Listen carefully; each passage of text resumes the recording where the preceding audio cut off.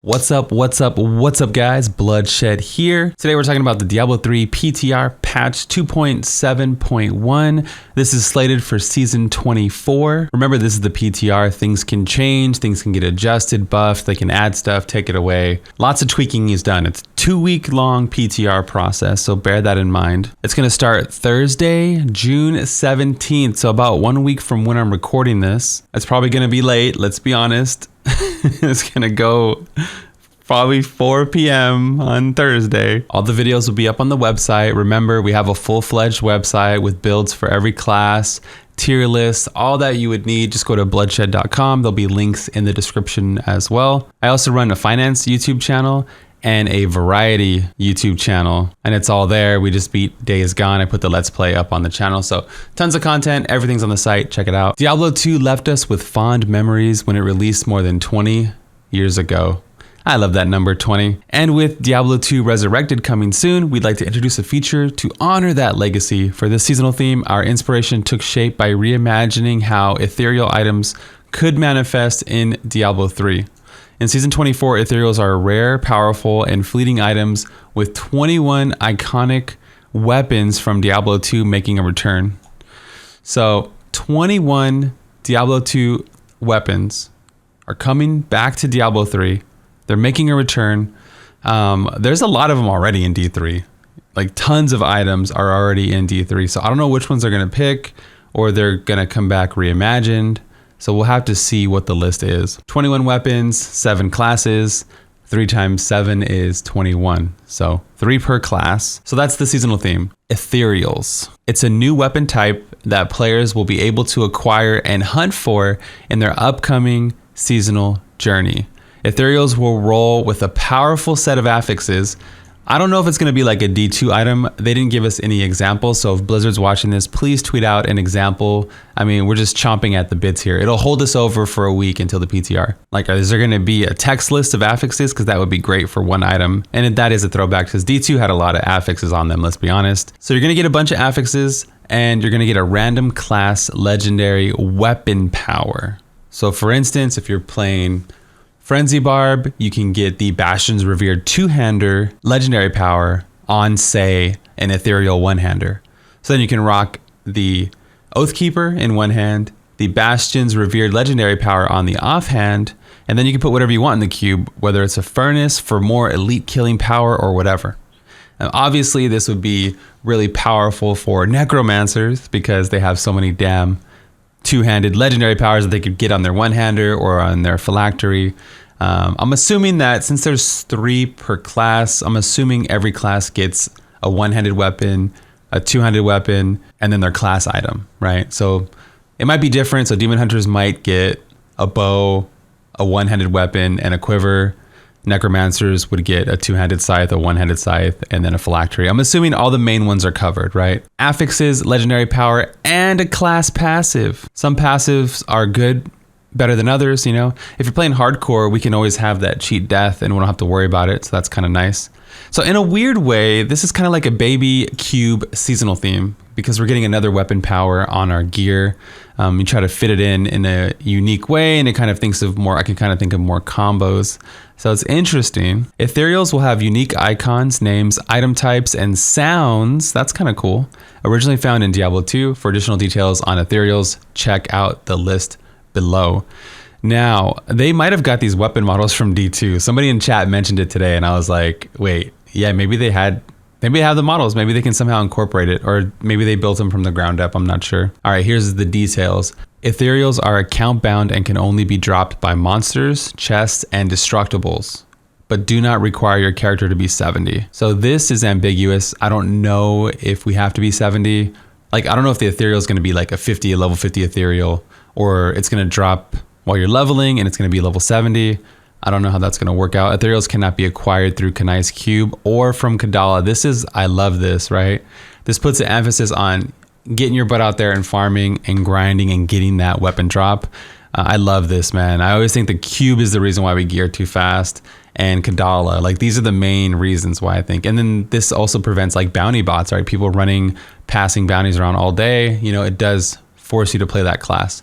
And it forces you to play every class if you want to collect all the different ethereal items for everything. Ethereal drop rate is set between ancient and primal items.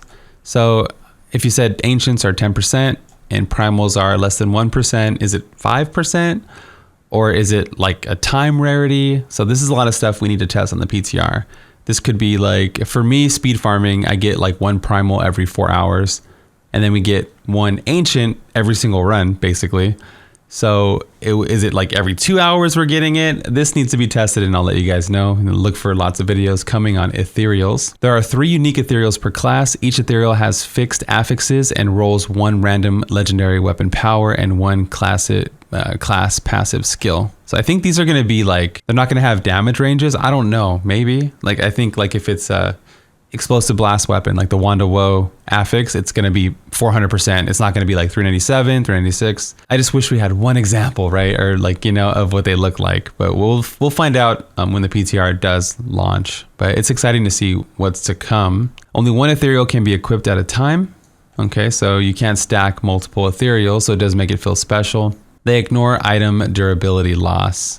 Now in D2, they were like temporary items. Eventually they would break. I think some of them could get the ability to repair over time, but yeah, they ignore durability loss.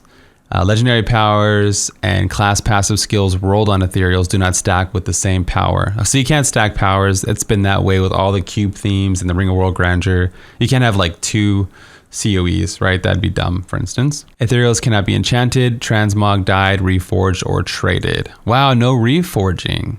So I guess you can't drop it on the ground either. Again, needs further testing. Ethereals can be augmented. So you could throw an aug on there, which is nice. We don't want to gimp our characters, right? Collecting all 20, this is fun right here. Check this out. Collecting all ethereals, 21, right? So 3 per class. During season 24, will reward players with feat of strength, you know, like an achievement basically. It's called Ethereal Recollection. Players who accomplish this will have all ethereal transmog options available for future seasons and non-season play. That's dope. I mean, when do we ever get 21 weapon transmogs? We'd be begging for any kind of, you know, way to augment our character, transmogs and stuff like that. So now we're getting 21 next season. If you're a collector like me who has everything in Diablo 3, I'm so excited. I'm clamoring to get my hands on all these and complete my collection, right? Keep it up to date, rather. This is going to mean we're going to have to play every class, and you have to grind on every class. Now, it doesn't seem like it would take that long since it's not as rare as a primal, but you can't just log onto your alt, roll Kadala, roll blood shards. You have to actually play. So that's kind of interesting. Ethereals only drop in seasonal play and will not transfer to your seasonal characters. So ethereals in D2 were like temporary items. They would eventually go away. These ones, like D2, will eventually go away when the season ends. We're getting our portrait frame again and a pet. I wonder if the pet's going to be somehow tied to like a seasonal, like a D2 theme or whatever. My initial thoughts on the system is that it's really fun and it's kind of interesting. It's kind of like the D4 system that they originally pitched to us, where you can get like this, you know, legendary affix enchant and you can put it on rare gear, yellow gear, right? That was like a D4 thing that was supposed to, that was in the talks, right? So this is kind of like a way where we're getting special items with special powers. I like it. I think it's cool. I mean, it technically affects every single build in the game.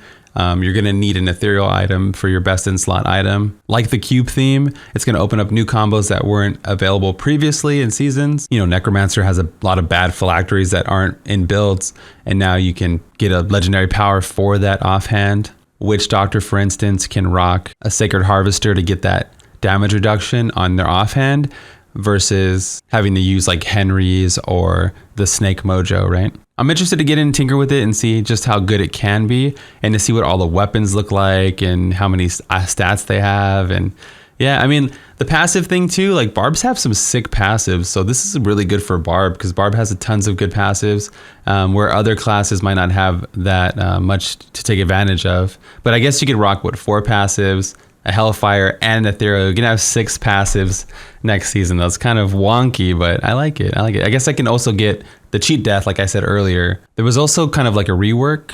Mystic Ally and Fire Ally now split into 2 instead of 5, but now all Fire Allies can split. Damage radius is increased, and the damage goes from 480 to 1920 weapon damage. The Earth ally goes from 380 to 4500. So it looks like a Gen Monk explosion. We're going to get to more of that soon. Wizard skill change. Mirror image now displays a counter to display how many mirror images are active. That's a nice quality of life change for Wizard. In his mantra 4-piece. Gain the base effect of all your mantras. That's the same. And now you get 5% damage reduction for each ally you have out. You're going to have, 10 allies out, so you get 50% damage reduction. Inna's was already the tanky set. Now it's even tankier, so this is going to be great for hardcore players for sure. In his mantra 6-piece, gain the passive abilities of all 5 runes for Mystic allies at all times. Attacking enemies creates a chosen Mystic ally. I don't know what the chosen ally means unless it's on your bar. It pulls from your bar or something like that. That lasts 15 seconds, up to 10 Mystic allies can be out. The damage of your ally is increased by 950 for each Mystic ally you have out. So it's pretty standard for the way the 6-piece set bonuses have been going. They also threw a change to Crutus Boots. Mystic ally summons 2 Mystic allies that fight by your side. They deal damage and they're able to attack in their forms longer. They buffed Binding of the Lesser Gods. Now it goes from enemies hit by your Cyclone Strike take 400% increased damage, but now fire allies gain 5 times the bonus. So if you're confused with all these numbers, it looks like you're going to punch, get to 10 stacks, and then ignite your allies, have a big boom explosion, maybe in his EP with this setup, and then boom, right? You're tankier, you're in the mix, you're punching, and lots of fire explosions and stuff like that. So it seems like it'll be a really fun play style. And Monk's all about the punch business, and we haven't really had too much punch stuff. We've dropped bells for Wave of Light. We've Tempest Rush. We got our little propeller going on, right? So now it might be time for like a proper punch explosion type play style again, and I'm excited for it. Developers note, in his mantra played similarly to other Monk sets and didn't have a strong identity. We wanted to see the Mystic ally play a bit more of an important role rather than simply providing a passive power boost. That's good. I like that. Nerfs. AOV and Masquerade the Burning Carnival got nerfed. I need to run this through D3 Planner just to see how bad it is.